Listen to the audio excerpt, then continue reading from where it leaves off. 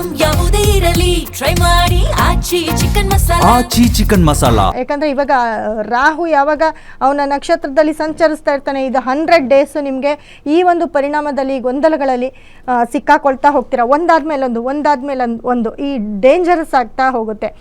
ಮತ್ತು ಮುಖ್ಯವಾಗಿ ಶನಿ 2ನೇ ಮನೆಯಲ್ಲಿದ್ದಾನೆ. ಈ ಕಬ್ಬಣಕ್ಕೆ ಸಂಬಂಧಪಟ್ಟು ಯಾರೆಲ್ಲ ಕೆಲಸ ಮಾಡ್ತೀರಾ, ಈವನ್ ಗಾರೆ ಕೆಲಸದವರಾಗಿರ್ಬೋದು, ಆಟೋ ಡ್ರೈವರ್ಸ್ ಆಗಿರ್ಬೋದು, ಕಾರ್ ಡ್ರೈವರ್ಸ್ ಆಗಿರ್ಬೋದು, ಕಬ್ಬಿಣದಲ್ಲಿ ಯಾರೆಲ್ಲ ಶೋರೂಮ್ ಇಟ್ಟಿರ್ತೀರ, ಯಾಕಂದರೆ ಸಣ್ಣ ಪುಟ್ಟ ಕೆಲಸ ಮಾಡೋರು, ಸೈಕಲಲ್ಲಿ ಯಾರು ಓಡಾಡ್ತಿರ್ರಿ ಅವ್ರಿಗೂ ಟೈಮ್ ಚೆನ್ನಾಗಿಲ್ಲ. ಕಾರಲ್ಲಿ ಓಡಾಡೋರು, ಆಟೋದಲ್ಲಿ ಓಡಾಡೋರು, ಕುಂಭರಾಶಿಯವರು ಆಟೋ ಡ್ರೈವರ್ಸು, ಕಾರ್ ಡ್ರೈವರ್ಸ್ ಆಗಿದ್ದರೆ, ಅಥವಾ ಕಬ್ಬಿಣದ ಕೆಲಸ ಯಾವುದೇ ಮಾಡ್ತಿದ್ರು, ಗಾರೆ ಕೆಲಸ ಮಾಡ್ತೀರಿ, ನೀವು ಮನೆ ಕಟ್ತಾಯಿರಿ, ನೀವು ಇಂಜಿನಿಯರ್ ಆಗಿರಿ, ಕಾರ್ ಶೋರೂಮ್ ನಡೆಸಿ, ಇವರೆಲ್ಲರಿಗೂ ಕೂಡ ತುಂಬ ಡೇಂಜರಸ್ ಟೈಮು ಇದಾಗಿರುತ್ತೆ. ಯಾಕಂದರೆ ಈ ಒಂದು ಟೈಮ್, ಈ 100 ಡೇಸು, ಯಾಕಂದರೆ ರಾಹು ರಾಶಿಯಲ್ಲಿ ಅವನದೇ ಒಂದು ನಕ್ಷತ್ರದಲ್ಲಿ ಸಂಚರಿಸ್ತಾ ಇದ್ದಾನೆ. ಗ್ರಹಗಳ ಬಲ ಇಲ್ಲ ಕುಂಭರಾಶಿಗೆ. ರಾಶಿಯಾಧಿಪತಿ ಶನಿ 2ನೇ ಮನೆಗೆ ಹೋಗಿದ್ದಾನೆ, ಮೀನ ರಾಶಿಗೆ ಹೋಗಿದ್ದಾನೆ. ಹಾಗಾಗಿ ಇದರ ಎಫೆಕ್ಟ್, ಯಾಕಂದರೆ 12ನೇವನು ಅವನೇ ಆಗಿರ್ತಾನೆ, ಇದರ ಎಫೆಕ್ಟು 100 ಡೇಸ್ ಇದ್ದೇ ಇರುತ್ತೆ. ಇವರೆಲ್ಲರೂ ಕೂಡ ಪರಿಹಾರ ಮಾಡ್ಕೊಳ್ಬೇಕಾಗುತ್ತೆ. ಇವರೆಲ್ಲರೂ ನಷ್ಟದಲ್ಲಿ ಇರ್ತಾರೆ. ಒಂದಲ್ಲ ಒಂದು ಪ್ರಾಬ್ಲಮ್ಮು, ಅವ್ರ ಮನೇಲಿ ಕೂಡ ಪ್ರಾಬ್ಲಮ್, ದುಡ್ಡಿನ ಪ್ರಾಬ್ಲಮ್, ಮತ್ತು ಎಲ್ಲ ಒಂದು ಕಡೆ ಗಾಡಿಗಳನ್ನ ಟಚ್ ಮಾಡ್ಕೊಳ್ಳೋವಂಥದ್ದು, ಅಪಘಾತಗಳಾಗ್ತಕ್ಕಂಥದ್ದು, ಇವೆಲ್ಲವೂ ಕೂಡ ನಡೆಯುತ್ತೆ. ಹಾಗಾಗಿ ಕುಂಭರಾಶಿಯವರು ಇವಾಗಲೂ ಹೇಳ್ತಾ ಇದ್ದೀನಿ, ಪರಿಹಾರ ಮಾಡ್ಕೊಳ್ಳಿ. ರಾಹುವನ್ನು ಅತಿ ಹೆಚ್ಚು ಆರಾಧಿಸಿ, ಕಟೀಲು ದುರ್ಗಾ ಪರಮೇಶ್ವರಿ ದುರ್ಗಾ ದೇವಸ್ಥಾನಕ್ಕೆ ಹೋಗಿ, ಕಟೀಲು ದುರ್ಗಾ ಪರಮೇಶ್ವರಕ್ಕೆ ಹೋಗಿ, ಕೈಲಿ ಆದರೆ ಸಾಧ್ಯ ಆದರೆ, ಇಲ್ಲಾಂದರೆ ನಿಮ್ಮ ಸುತ್ತಮುತ್ತ ಇರ್ತಕ್ಕಂಥ ಯಾವುದೇ ದುರ್ಗಾ ಟೆಂಪಲ್ನ ವಿಸಿಟ್ ಮಾಡಿ. ಮತ್ತು ರಾಹು ಟೆಂಪಲ್ಗೆ ಹೋಗಿ, ಇಲ್ವಾ ನಿಮ್ಮ ಸುತ್ತಮುತ್ತ ಇರ್ತಕ್ಕಂಥ ನಾಗರಕಲ್ಗೆ ಸತತವಾಗಿ ಹಾಲಾಗ್ತಾ ಬನ್ನಿ.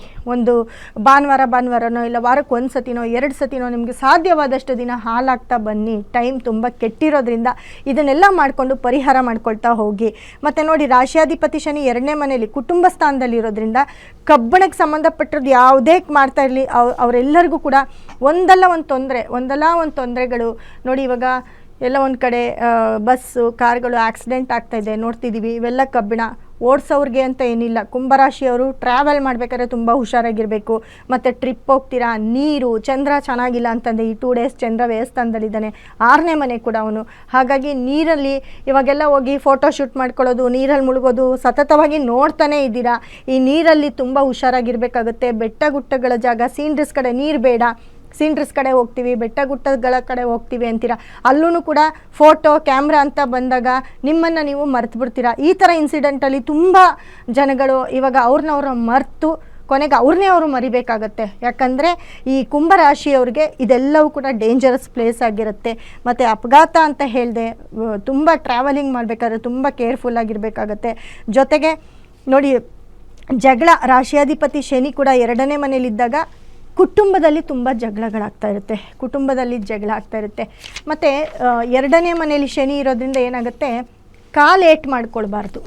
ಈ ಕುಂಭರಾಶಿಯವರು ಶುಗರ್ ಏನಾದರೂ ಇದ್ದರೆ ಖಂಡಿತ ನಿಮ್ಮ ಕಾಲನ್ನು ಫಸ್ಟ್ಗೆ ನಿಮಗೆ ಏಟು ಬೀಳೋದೆ ಕಾಲಿಗೆ. ಯಾಕಂದರೆ 2ನೇ ಮನೆ ಮೀನರಾಶಿಯಲ್ಲಿ ಶನಿ ಇರ್ತಾನೆ, ಅದರ ಎಫೆಕ್ಟು ನಿಮ್ಮ ಪಾದಕ್ಕೆ ಆಗ್ತಾ ಹೋಗುತ್ತೆ. ಹಾಗಾಗಿ ಕಾಲಿಗೆ ಏನಾದರೂ ಒಂಚೂರು ಏಟು ಬಿದ್ದರೆ ತುಂಬ ದಿನ, ನಾನೇನು 100 ಡೇಸ್ ಹೇಳಿದೆ, ತುಂಬ ದಿನ ಅದು ಗಾಯ ಮಾಗದಿರ ಇರೋದು, ಕೊನೆಗೆ ಅದಕ್ಕೆ ಹಾಸ್ಪಿಟ್ಲಿಗೆ ಹೋಗೋದು, ಅದನ್ನು ಶುಗರು ಏನಾದರೂ ಇದ್ದರೆ ಮುಗೀತು ಕತೆ, ಇನ್ನು ಅದು ಹಾಗೇ ಎಳ್ಕೊಂಡು ಹೋಗೋದು, ಏನೋ ಒಂದು ಸಣ್ಣ ಪುಟ್ಟ. ಹಾಗಾಗಿ ಎಡುವುದ್ರೂ ಕೂಡ ಅದು ತುಂಬ ದೊಡ್ಡ ಗಾಯ ಆಗಿ ಪರಿಣಮಿಸುವಂಥ ಒಂದು ಕಾಲ ಇದಾಗಿರುತ್ತೆ ಕುಂಭರಾಶಿಯವ್ರಿಗೆ ಈ ಒಂದು ಟೈಮು.